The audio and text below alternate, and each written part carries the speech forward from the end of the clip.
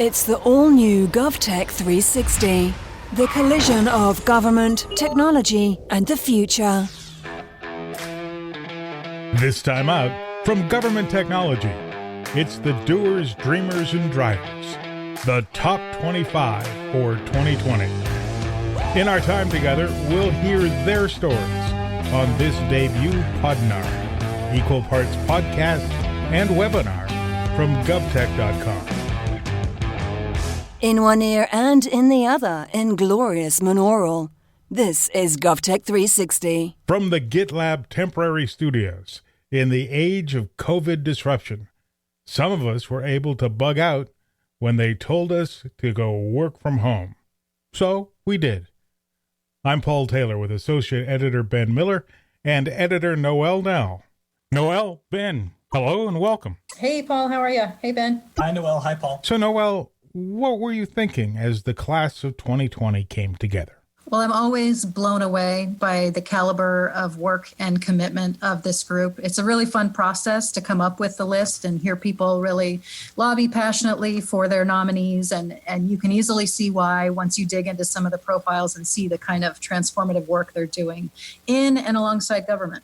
These 24 plus 1 are the people who help prepare their agencies for whatever comes next, whether that is scaling and adapting mission-critical work for the challenges that lie ahead, or formulating a pandemic response on the fly. Axon, the company formerly known as Taser, appears to have the largest market share of the police body-worn camera market in the U.S., and they serve most of the biggest municipal police departments.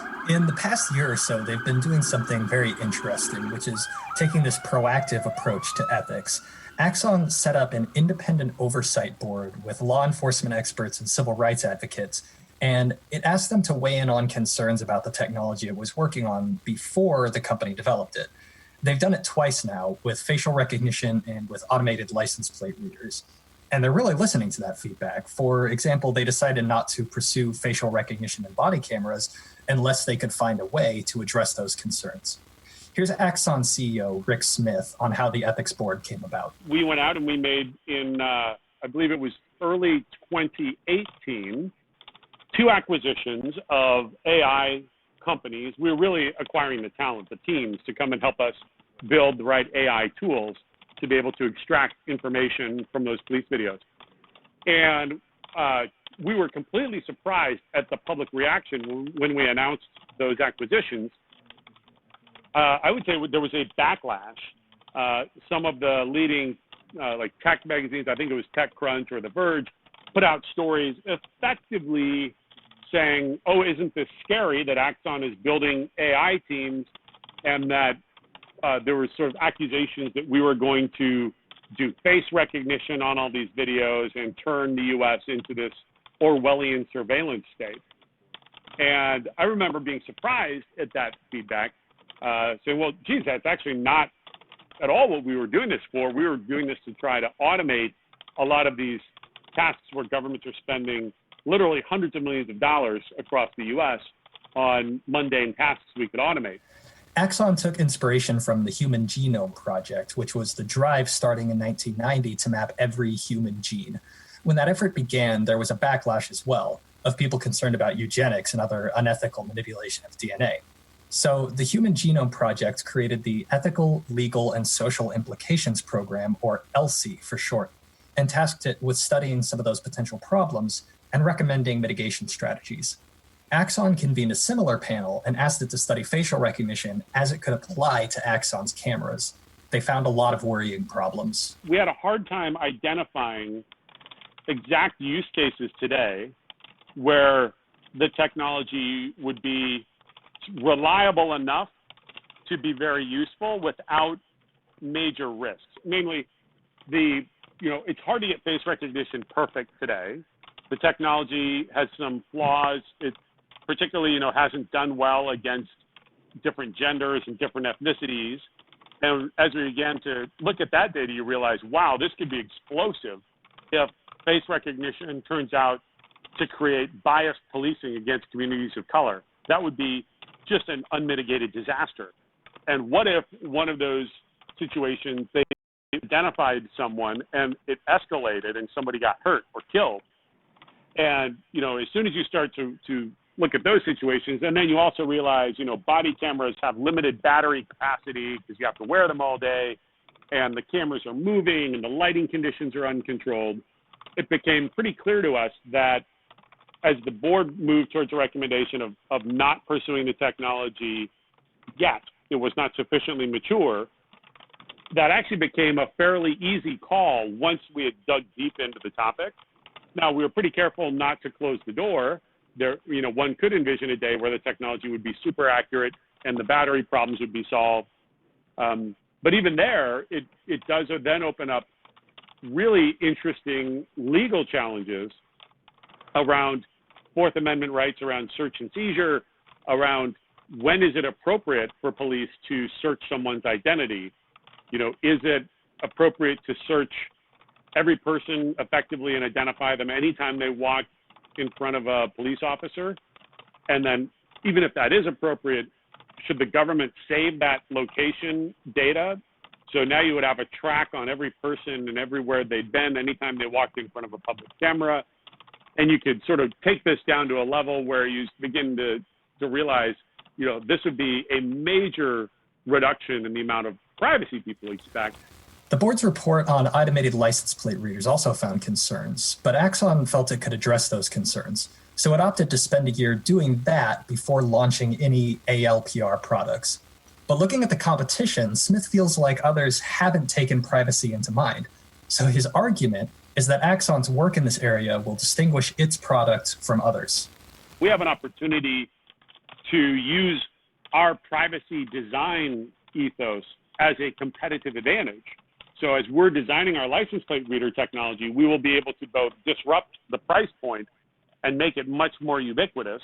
So there's much more license plate reader technology, but at the same point, we have the opportunity at that same moment of disruption to introduce new privacy controls around how that data is being used to ameliorate some of the concerns about whether it's uneven use of the technology in different communities or the growing, some agencies today keep license plate reads and locations forever. And I think there's legitimate concerns that, do we want police departments tracking people's locations of their vehicle from now until the end of time? The product isn't released yet, so we can't say for sure what controls Axon is going to build into it. But we do know what the ethics board recommended in its report, and that includes privacy controls such as data aggregation, the ability to adjust the types of offense that will generate an alert when a wanted vehicle is scanned, and a default setting that limits the data retention period. The idea is to make it easier for law enforcement to respond to their community's concerns. There's a lot of complexities if you're a police chief. And for them to also figure out as a new technology comes out, well, what are the landmines I'm going to run into? What could go wrong? And to have a vendor that's not just, hey, here, buy this because we made it, but hey, we're here with a technology solution. And oh, by the way, we've taken the time to bring in the groups that are going to be critical of this, these communities, and help them think through how we can make it acceptable and useful for them too. That is just a fundamentally more valuable business proposition for our customers, that we're bringing them a solution and we're helping educate them on the issues that the technology itself would raise that may not naturally become obvious to them until maybe a few years down the road, when it would become obvious in a very negative way if something has gone wrong. So Axon appears to be taking the input of the ethics board seriously, but Rick Smith acknowledges that the company and the board might not always be on the same page. However, the board is independent, so if they do disagree, the public should still be able to read the report that Axon disagrees with.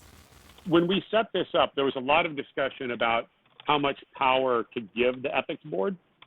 Should the ethics board have veto power over the company's products, or should they be voting on these things? And we elected not to do that, because ultimately, if we empowered the board in a governance role where they actually had authority over the company, then we'd get into a situation where, candidly, I'd have to gerrymander my own board to make sure that, well, we need to have more pro-police voices on the board than, pro-civil liberties groups on the board, to make sure that, on balance, if there's a controversy, it's not going to handicap the business relative to our customers' needs.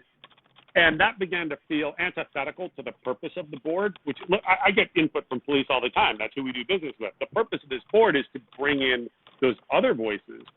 And so I had a very candid discussion with, some of the early board members, and we decided together, look, the way to do this is the board is not going to have strict authority over the company, but the mechanism of accountability is that the board will be free to express its own opinions publicly, and we are going to have to be prepared to respond to that publicly.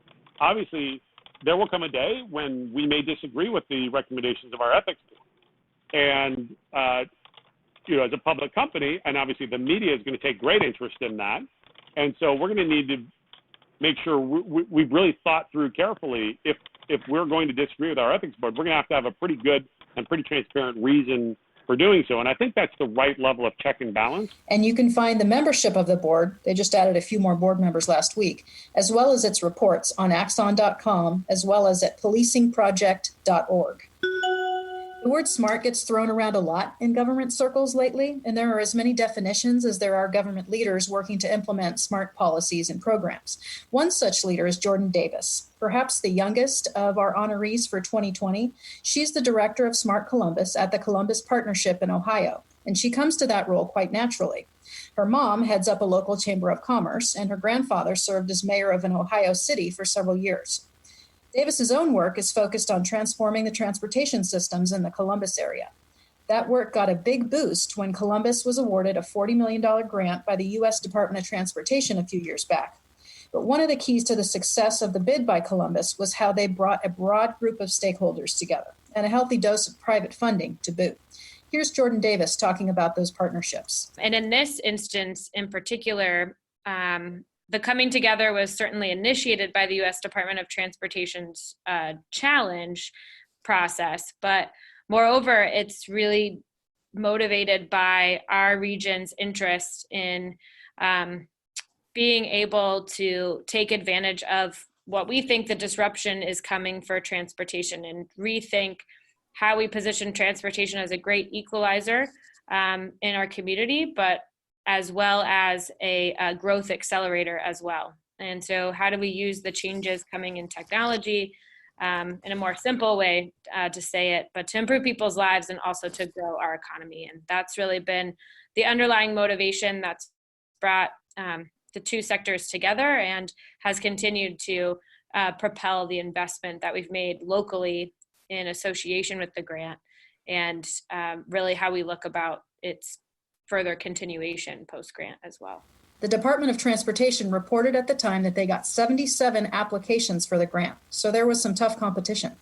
Yeah, we heard from officials in pretty much every finalist city who said they were going to shoot for most of their proposals regardless of whether they won the competition. They were talking to vendors during the process to figure out what they could do, and we've seen a lot of their ideas pan out, like Kansas City's expansion of their street kiosks and Denver's support of electric vehicles. True, the challenge drove, pardon the pun, a lot of progress, even in those who didn't end up with the ultimate prize.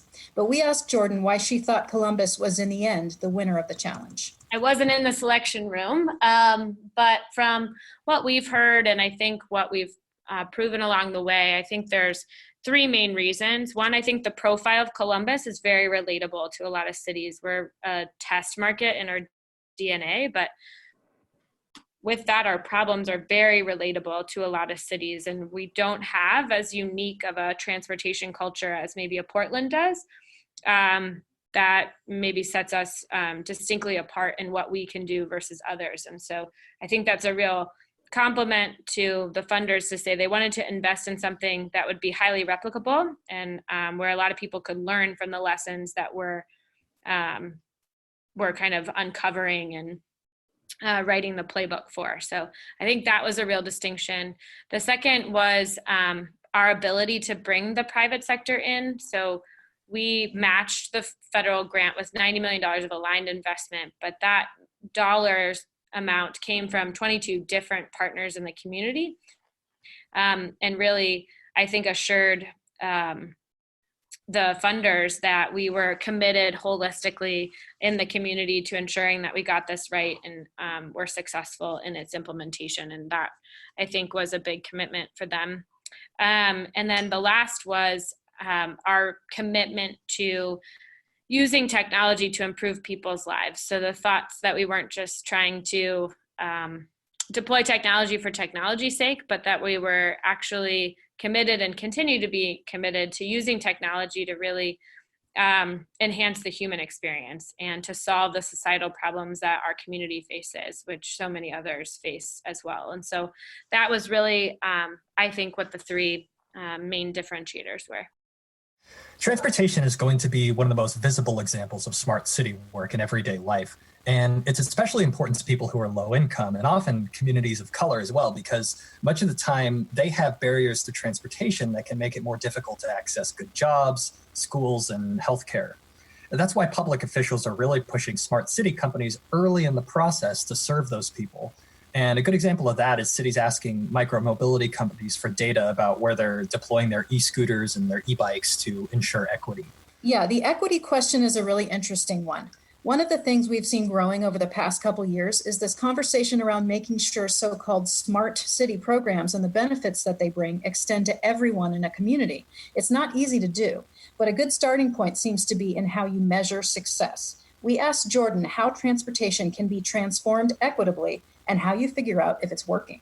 Yeah, I mean, that's a great call, I think, to any change effort in any community, is to say, well, how do you measure it? How do you know it's working? But it's not just one entity. I would be lying if I said, we're the sole ones changing the transportation ecosystem here. That's just not true. We're a spark towards a bigger conversation. We're igniting action in ways that has never happened before. But it takes an entire community and an entire region to really transform. Everyone from the company that's deciding to adopt a new transportation mode as a benefit for their employees, right? To our transit authority who's taking innovation and change seriously and thinking about how to improve the payment experience, to how to move every life forward through ways that are traditional and untraditional, right? It's our government partners from the city to the state thinking differently about how they're funding things and policies and processes that they're improving upon. So it's in my opinion, a full community-wide, all hands on deck effort. We've got the academics involved, to nonprofits, to the private sector, to the public sector, and even the resident. The resident has a huge role to play too. And so for me, I think what's measurable about what we're doing at the beginning, at the starting point, is to think about ways of trialing and proving out different ways to innovate and to think differently about how we move. And so things like the self-driving shuttle pilot that we did on the Scioto Peninsula, we had 16,000 residents take a ride in that vehicle over the course of about 10 months. And it was a teaching and learning tool. So it wasn't about, at that specific deployment, changing the way we move in downtown, as much as it was about building trust in this future way of moving and helping people understand the technology and to inform new class projects and students about where this technology and AI and is going, and getting them interested in working on it here in our community. I think that's a really good point that she makes about making sure entire communities are on board. She looks at their pilots as an opportunity to build, quote, trust in this future way of moving. We also talked to Jordan about the legacy of this work, which is very much ongoing. Clearly, their goal is to make sure their good work multiplies across the country. That, I hope, there's a lot of new insights and new thinking that we can give our peers around the world.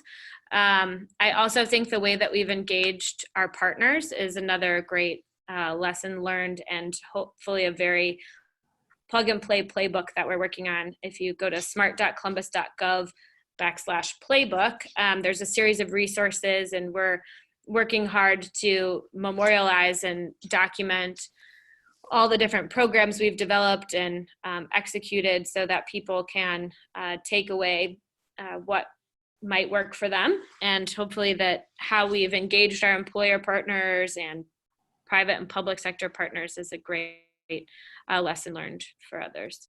That URL again is smart.columbus.gov/playbook.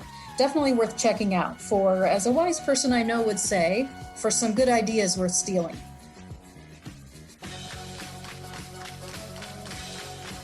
This message and the Top 25 is brought to you by GitLab. The largest all-remote company in the world can empower your team to thrive remotely. More at gitlab.com. Turning to our next honoree, but staying with the concept of equity as it relates to technology and government. Ann Schwieger is the broadband and digital equity advocate for the city of Boston. And given that her position is pretty rare in American local governments, perhaps it's best to start by having her tell us about it. Here in Boston, we see broadband and digital equity, and I myself am the broadband and digital equity advocate. We see all of this here in Boston as a system that needs to work well in order for our residents to thrive and in order for a democracy to work. We focus on helping Boston residents access technology resources like digital tools, affordable broadband. We also invest in organizations who create really important, responsive digital skills learning opportunities for all of our residents. We know, though, that in the case of broadband availability, that we need to work to address these structural challenges that have led us to a point where about 1 in 5 households cannot afford broadband in the home here in Boston. And that has to do with the health of the broadband marketplace. So we've done some really good work to look internally at the ways that our policies and processes can enable a high-functioning broadband marketplace where residents and businesses have more than one option as to who their internet service provider can be. We also look outward and advocate for policies that are good for our constituents as users of the internet. You know that we were very active in this a couple of years ago, that we in many cities were, for instance, very active in the call to maintain affordable net neutrality protection. According to Schwieger, 1 in 5 Boston households can't access broadband in their homes. And those numbers are even higher in certain areas of the country, especially smaller cities and rural areas where the cost of building new infrastructure is higher and the number of customers is lower. And that really underscores the need for efforts like hers. Yeah, in response, there are an increasing number of full-time digital equity staffers in city halls. We'll get to that next, but when Ann started her work, she was one of the first anywhere in the country. In this next clip, she talks about starting in the job, as well as some of the marquee projects she's worked on during her time with Boston. Definitely. So I've been with the city since December 2015, so just over 4 years. We're really proud of the work that we've done, here in DoIT, and with many departments across the city. I say it all the time that nothing we do is done, solo. It's definitely, a team endeavor here. There are always at least 2 departments involved in anything we get off the ground related to broadband and digital equity. So something that we are, very excited about from a making resources available perspective is the Digital Equity Fund, which we launched in 2017, and that has grown over the last couple of years, both in terms of how many local nonprofit organizations apply for these resources, and in terms of how much money the city allocates through its operating budget in the department. We also, a couple years ago, in partnership with the Boston Public Library, launched a Wi-Fi hotspot lending program, which has been wildly successful, and I highly recommend speaking with the folks over at BPL about the ways that program has impacted the library users and their plans for the future. We're also really proud of the work we've done with the Boston Planning and Development Agency, specifically to integrate proactive broadband planning into the real estate development process.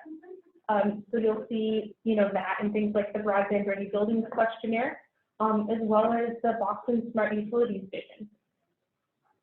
I would also say that beyond specific initiatives that it is really exciting to see that at the level of like day-to-day work across the city, that the general ethos of broadband and digital equity has become a part of how we ask questions about program design, how we work to meet constituents where they're at, and how we look at technology of all kinds with skepticism and optimism.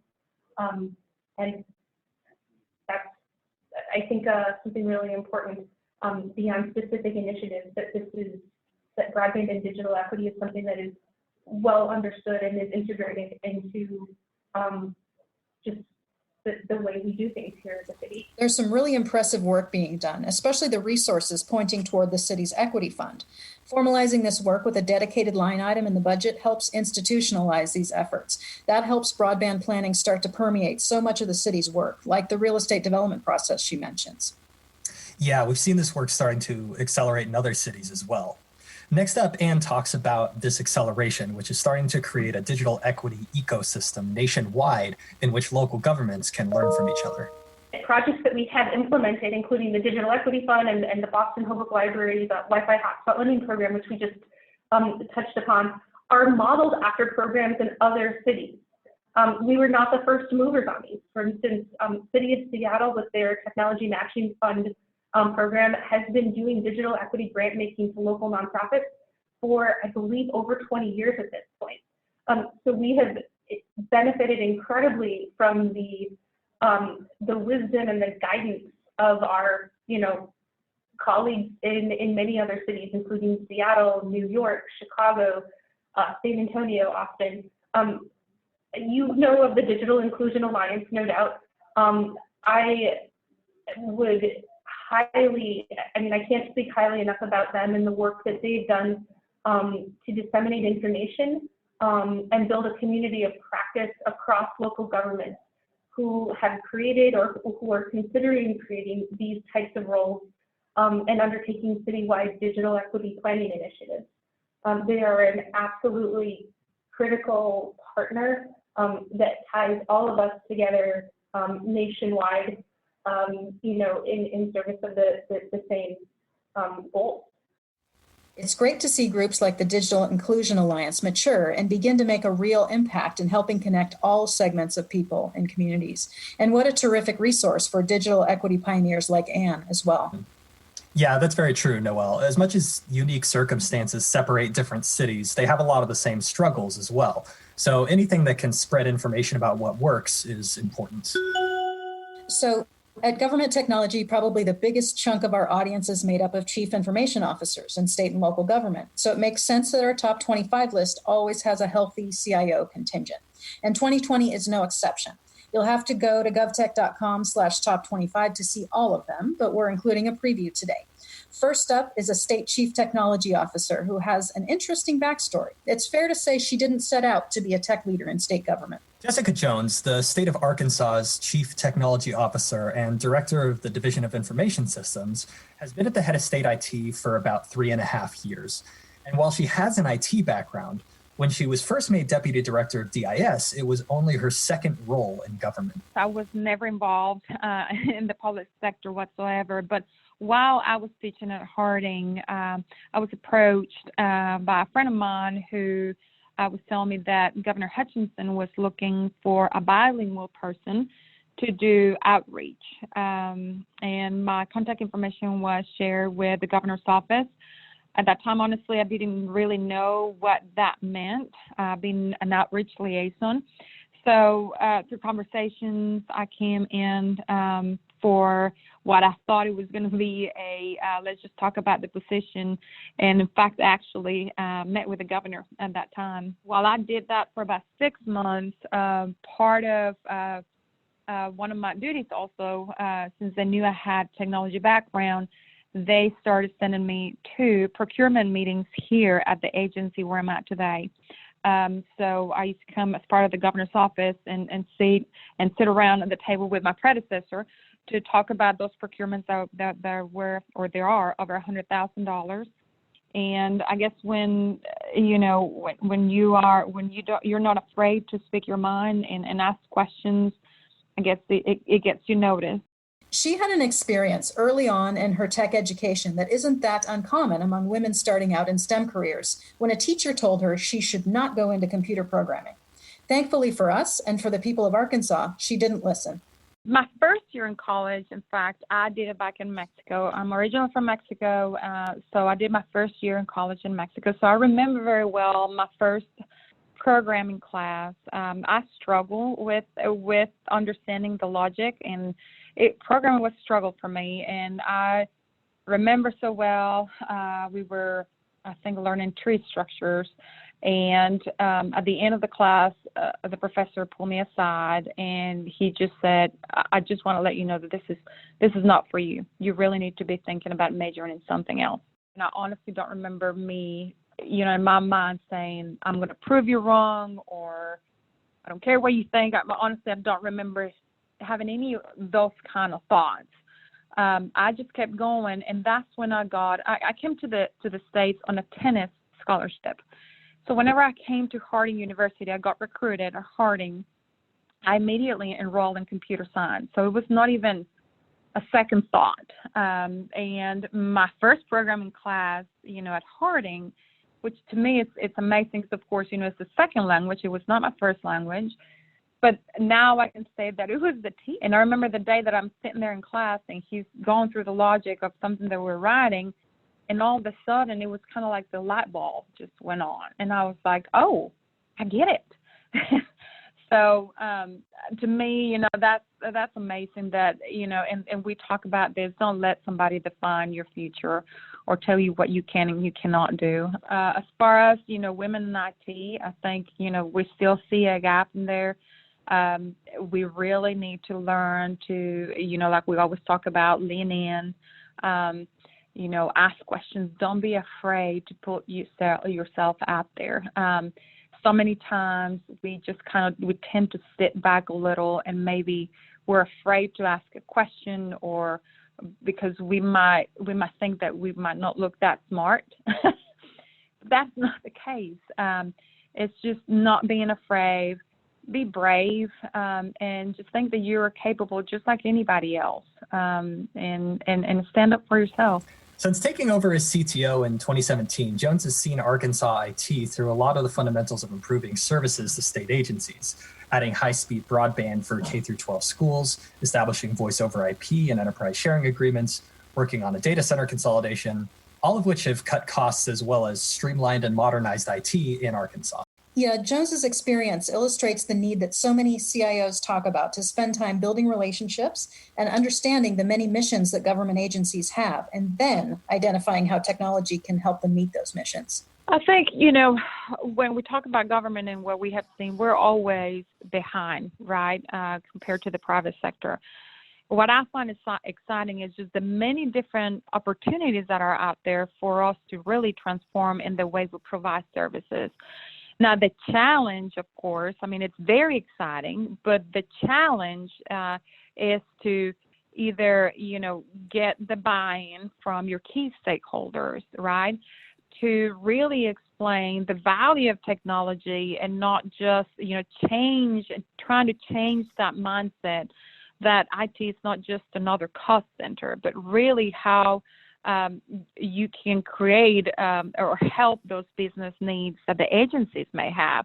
And again, it's all about, and I don't want to say sell, but how do you translate that, what you can provide, what the technology can do for those agencies? Because really, the agencies that we serve, they're so embedded on, technology. Their technology is not at the top of their mind, and the top of their mind is their business needs, right? So however they need to fulfill those needs, they just want to get it done. But it's putting yourself out there, it's getting everybody's buy-in. Again, it's not just going over there and just talking about technology, but really providing examples, providing a story behind that, and prove that you can help them out. Rounding out our top 25 guests for this episode is Massachusetts CIO Curt Wood. Wood also took an unconventional path to state IT leadership. At the age of 19, he joined the State Department of Corrections as a corrections officer, and he stayed with that agency for more than 20 years. In 1990, he voiced a complaint about how the state was tracking inmate data. So he was made, or was voluntold, as he put it, as the first CIO for corrections, a job where he spearheaded the development of the state's first digital inmate management system. I do think this is the first state CIO I've heard of who got their start as a corrections officer. Let's hear from Curt about the project that got him started. Back in, I would say, the late 80s, early 90s, we fundamentally had no system of record for our inmates. We had the majority of the records were paper-based, what we call six-part folders. Everything was transacted by paper, including the workflow. We had a DEC, or Digital Equipment Corporation mini computer system, which is like a small mainframe system, and it was actually built to manage the accounting for the department. And what I mean by that, for the most part, it was, the premise was if you knew where the inmate money was, you should know where the inmate was. But that didn't really provide any functionality for the staff that had to manage inmates day to day. So we took that effort on. We ended up putting a big RFP out. We ended up bringing in a vendor. We built out an Oracle-based platform back in the early 90s, big, heavy system, probably 400 or 500 screens.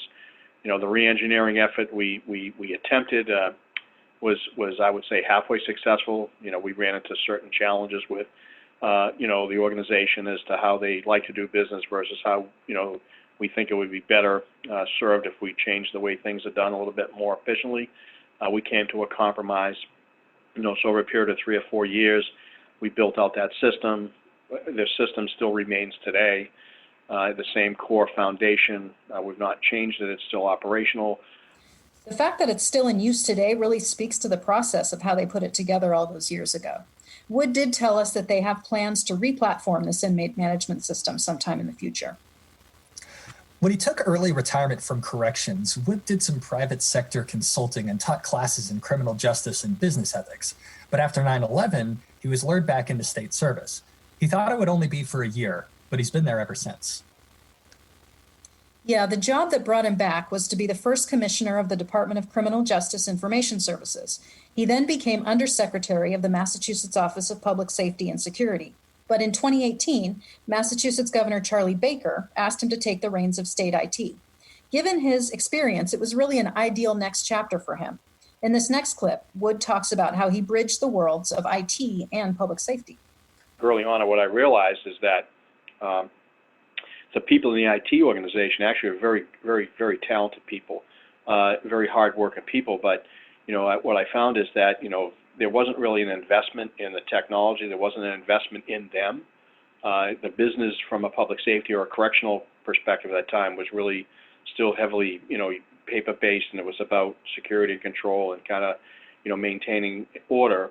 And there really wasn't that need. There wasn't really a thought. There really wasn't an investment in that organization. So I was able to, find out ways to accomplish things, and I was able to learn how to, speak their speak, and meaning I could interpret the business needs, and I could sit down with the IT people and understand how they operate, understand what the mission needed to be, and work with them, to build out the appropriate systems. And I learned early on that, they weren't really in position to be successful because nobody really paid attention to them. They were an afterthought.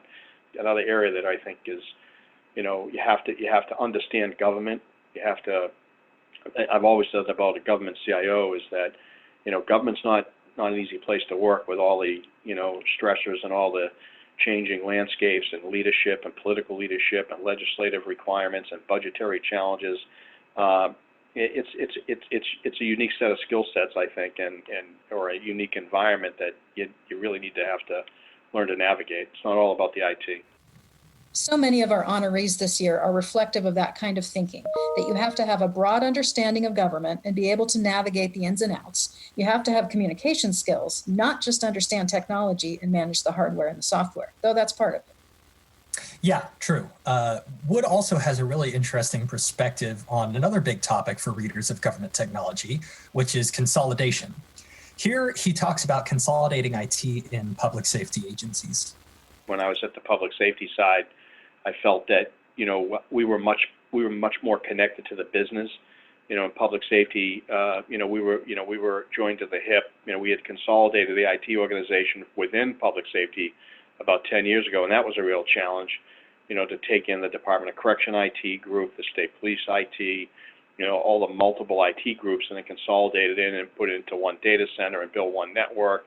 That was a challenge. But I really felt that, we really had a connection to the business, and our folks were assigned to the businesses, and they had a relationship with the businesses. They even identified themselves with the businesses, and I think that really, especially in the public safety side, when an IT person works with the state police and they're working, to set up helicopter technology or 911 technology or whatever the technology might be, there's a sense of mission, there's a sense of purpose, there's an esprit de corps there, I think. And then, we viewed the central IT organization for years as not having that connection, just being setting standards and, just sending us bills and just, this you'll do it our way or the highway. Yeah, it's interesting. The prospect of consolidating statewide is a whole different animal. And Wood was initially skeptical. Here he talks about that skepticism and how the governor really brought people around, including Wood, to see the value of looking at IT at an enterprise level. So we have been through several consolidations before, but I think they were done for, different reasons. They presented that we could save money, everything's better at the center, things of that nature, and we can just standardize on everything, and everything's going to be great. I don't think any of us ever really bought that, but when this governor came in and talked about different ways. He talked about it in outcomes, and he talked about service and ability to kind of, manage our environment, and actually what he made a comment about, which really hooked me, was that I really want to make an investment in IT and the delivery of service, but we have to understand what we're good at and what we're not good at. Government is needed. Government does great work day to day. In the IT space, we need to do a better job of focusing and prioritizing our spending, making sure that we have an opportunity to have that investment. And we need to do that not only through a financial perspective, but what really got me hooked was that he talked about what I've always believed in is the business, and making sure that the businesses and the agency leadership within the government, that they have to be part of this plan. They have to be involved. Wood also told us about a personal metamorphosis of sorts, at least in how he views himself, given his vast public safety experience, but also his technology expertise. When people introduce me, they say, oh, here's the IT guy. And, and for years, I used to really struggle with that identity, because I would say, no, I'm a public safety person who just happens to oversee IT. And, and finally, I think I woke up one day and I said, you know what? I am the IT guy. And I look at kind of where I've come from and where we've come from a Commonwealth and even from a nation.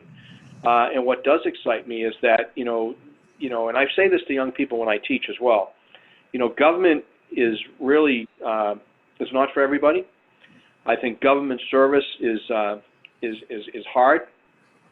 I think it's somebody's got to do it, and I think the people who do commit themselves to do it, all the men and women, that do a great job overall. We certainly have our challenges, and I think what keeps me the most is that I still feel at the end of the day, we need to make sure that we are in position to provide the services. Mission driven. That's something we can say about all of this year's Top 25 honorees. These are problem solvers who are inspired by the mission of public service. And that's why we call them doers, dreamers, and drivers. They know where they want to go, but they're also the ones who are willing and able to do the work to make it happen.